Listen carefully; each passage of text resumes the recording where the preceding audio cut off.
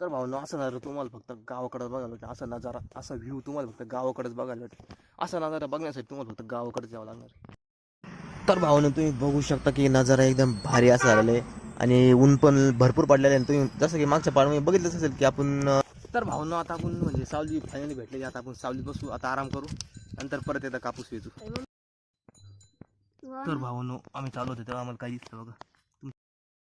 तर भावांनो आता आपण काय करू, डायरेक्ट जेवण करू. तर तुम्ही बघू शकता की आता आपण जेवायला बसलेलो आहे. तर भावांनो कोणी कोणी हा शेतामध्ये जेवायचा एक्सपिरियन्स घेतला आहे मला तेवढं कमेंट करून नक्की सांगा बरं का. मग शेतामध्ये जेवायची ही वेगळीच मजा असते, वेगळाच आनंद असतं.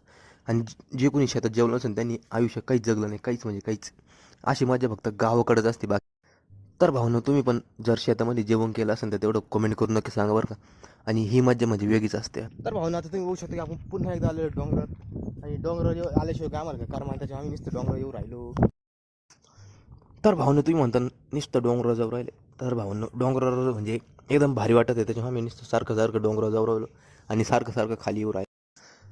तर भावांनो असा आनंद घेण्यासाठी तुम्हाला गावाकडेच यावं लागणार. त्याच्यावर काय करा, तुम्हाला हे ब्लॉग आय होप आवडला असणार बरं का. व्हिडिओला लाईक करा सगळ्यात महत्त्वाचं. आणि भावना आता तर तुम्ही बघू शकता की संध्याकाळचं टायमिंग झालेलं आहे आणि आपण दिवसभर म्हणजे दिवसभर थांबलेलो आहे शेतामध्ये. तर भावांनो आता आपण फायनल चाललेलो आहे घरी. आता आपण डायरेक्ट घरी जाणार आहे.